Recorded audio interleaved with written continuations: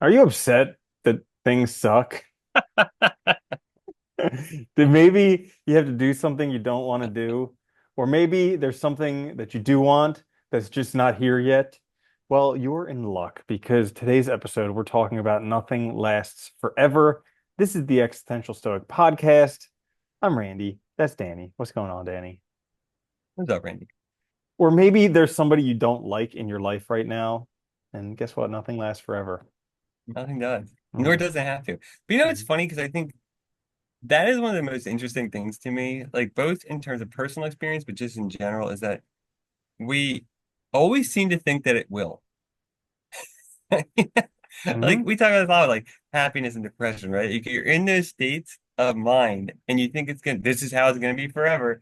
Like, or you're unhappy with something like, well, it's gonna be like this forever. It's horrible. Well, dude, that's the tricky and dangerous part of depression is the hopelessness. Because Oh God, I yeah. mean, humans can endure anything as long as they know that it's going to end. But like hopelessness, it deceives you into thinking that it'll go on forever, which it won't. Yeah. It's just, but at that time, you believe that it will. And pain going on forever, it seems like, well, the only thing better than that is death. Yeah, to have some break from it, right? And Mhm. that's the hard part too, because when you're in that position, which I know we've both been there, it's like really hard too, because you think it's going to go on forever, but it's also self-affirming because like you're hopeless, you feel hopeless, you don't feel like doing anything, you don't get anything done, so nothing changes. So then Mhm. the cycle just keeps snowballing, and like you like it's like a self-fulfilling prophecy almost, right? Where you Mhm. make the reality happen that you think in your head. Yeah, one of the exercises that David Burns talks about in his books, Feeling Good and Feeling Great, is when you think that when you're in these depressed periods and you think that things are going to be terrible. So you have these things that you don't want to do, like, you know, walking the dog. Oh, dude, I remember when I was depressed, like especially in the wintertime, going for a walk. Every single time I'd be like, I don't want to go for a walk. It's cold out there. I don't want to go for a walk. And then I go for a walk for half an hour and come back and be like, I feel great. Yeah, because But dude, that was one of the things that helped me a lot was when we got the dogs was because I started going on a walk twice a day and they go no matter the weather, uh-huh. so it's like it really helped. And once you get that build that habit, it's so much easier to go even when the weather's crappy. Yeah. Yeah. You don't feel So like it. yeah, it makes a huge difference. And so that's like one of the exercises that he has in the book is like write down things that you don't want to do.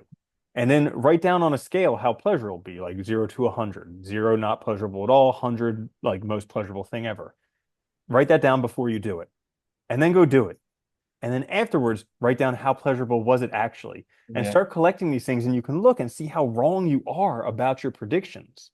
But Oh it's the yeah, we do. We're predictions that constantly keep us, wrong. yeah. Well, Hmm. it's our imagination and our predictions are terrible. They're good. They're very useful things to have, but they're also very detrimental when they're applied in the wrong way, I guess you'd say, right? Hmm. And like I think those situations are so tough too because it's like, yeah, it's like when you're in that. I remember when I was like really impressed, like any accomplishment felt so good doing anything.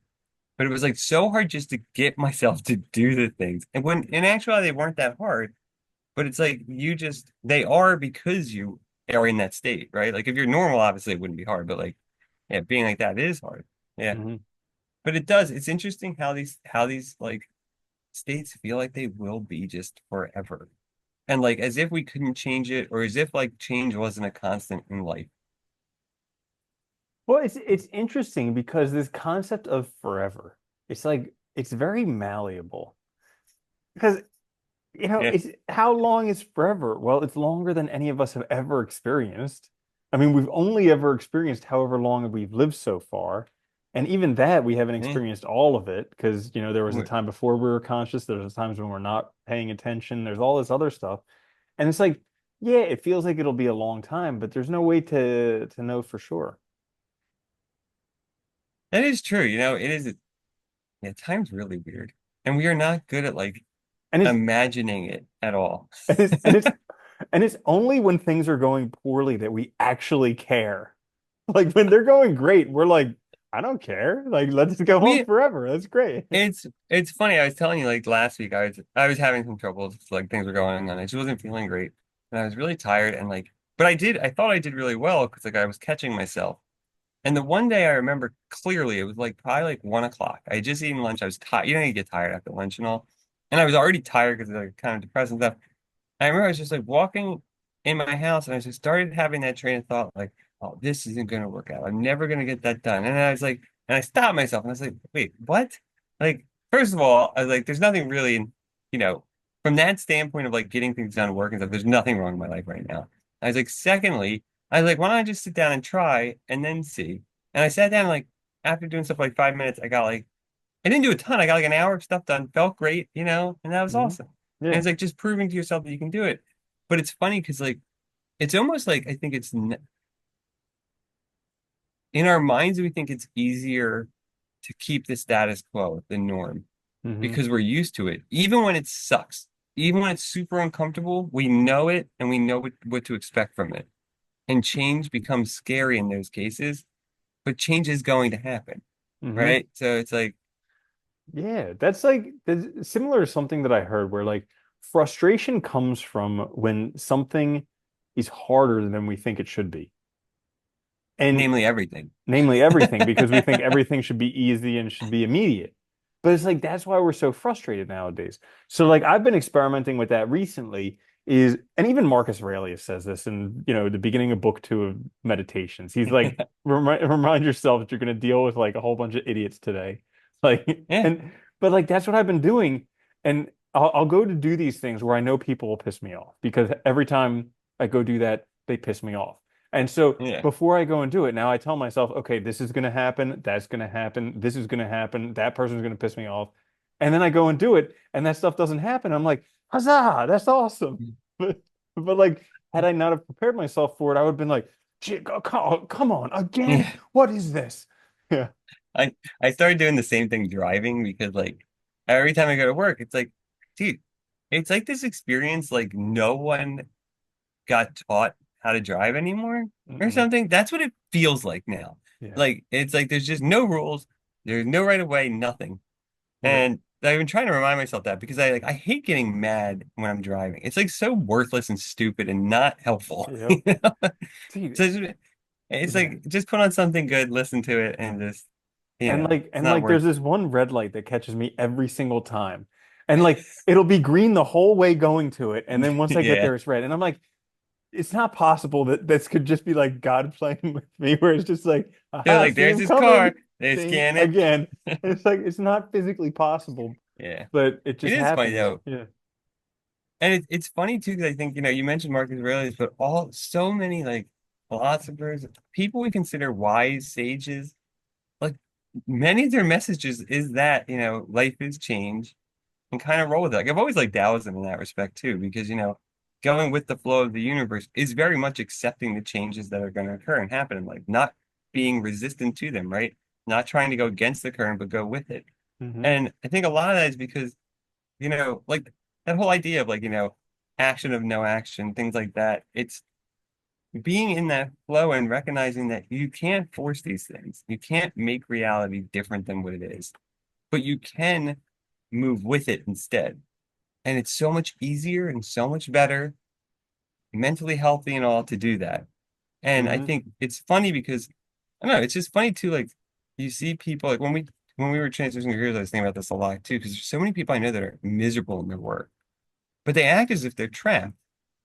And they acted like this is just it. This is the life they have. They just have to bear this burden. This is their Which cross. sucks. Yeah, and it does suck. And it's a shitty position to be in. But it's also like no, it doesn't have to be that way. There's like lots of things you can do. You're just scaring yourself from taking the step to do them. Hmm. And and I think a lot of it too is because like we also are miserable in a situation. We think it's gonna last forever. So like in our heads, we think if I can't change it immediately, it can't be done. Mm. And it's like, well, you could do it in slow steps. You could do it in a lot of different That, ways. that's a really interesting point. Because like as we get older, I recognize more and more that things take time. Like Yeah. when I was young, no concept of that whatsoever. Like if I wasn't No. immediately very good at something, I just gave up. But now, Be like, it's not my natural gift. Must not be for me. yeah, but now when I start something, I just go in with the expectation that I'm going to be doing this for 10 years.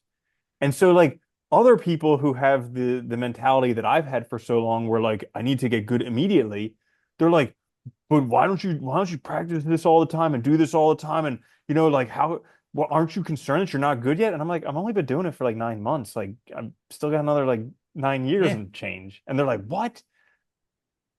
Yeah. It's not to mention too, but I think that is this mentality we've adopted, right? That things have to be immediate. I have to be good at it now or I'll never be good at it.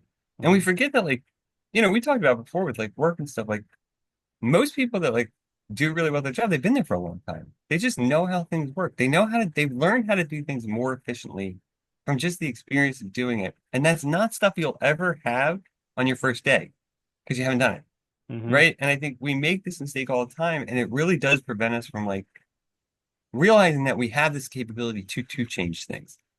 Because I like that the whole, the title of the episode, right? Everything does is going to change. And I think like, but it also means we can change it.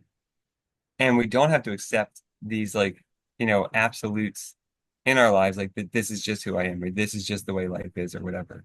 Mhm. Nothing lasts forever. No, it absolutely doesn't. Yeah. Not even the universe does, not even our sun. Nope. Gosh It's darn it. crazy. We're literally going to collide with the Andromeda galaxy at some point, in like, 4.5 That'll be billion years or exciting. I whatever. hope I'm here to see it. Yeah, that'd be nuts, wouldn't it? You're like, oh Like, my wow, gosh. Yeah. is that a star? That would be crazy. Yeah, but Uh, it's crazy this like I mean we talk about how reading sci-fi is awesome because it it reminds you the helps. scale of the universe and Oh, how dude, small and negligible we are.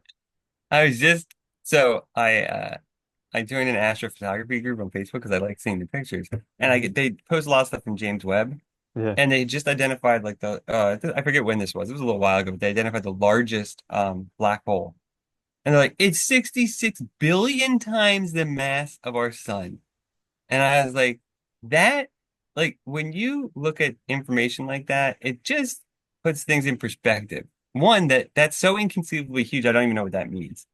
Uh-huh. Like it's like such a huge number you can't even process it. But at the same time, it's also like, well, then, look at how small we are. Like there's this hole that eats matter. It's gigantic out there somewhere. And we know about it. No, That's really cool that we know about it, right? okay, so like look at the event horizon of a black hole. So this is like where the gravity is so strong that like right on the edge photons can escape, and so there's time. And then the other way, there's not. And it's just like, Yeah. what's that gotta be to be like right there and be like, what? But it's just, Like your yeah. feet are not in time, but your head is. Do you just age really crazy? Like, oh my Damn, your feet still look good, but you look really God. old. Yeah. You're the most shot out 74-year-old I've ever seen. But your feet, man, that's something else. Benjamin Button, huh? Yeah. Yeah. Yeah. But it is. No, I agree though. I think like it's a shame that people don't find interest in things like about just the world around them or the universe because like Hmm. it does sometimes put things in perspective, especially like we can get it's so easy to get caught up in our lives and to think the things that matter to us are so important or that these things are so but the reality is like it's all changing. Yeah. Things are Yeah. gonna happen, Hmm. and I think it does that feeling of smallness can be scary, but it can also be very freeing in a similar way to like, with the existentials of like knowing you're gonna die, right? Like that can be freeing because it can also show you that, hey, you got this, just do stuff. Do what you want to Hmm. do, try things. Yeah. Yeah. That would be a good two fields of study, science fiction and philosophy. Yeah. It Hmm. would be fun, wouldn't it? Yeah. All right. It's basically what Just I've done. just remember, yeah.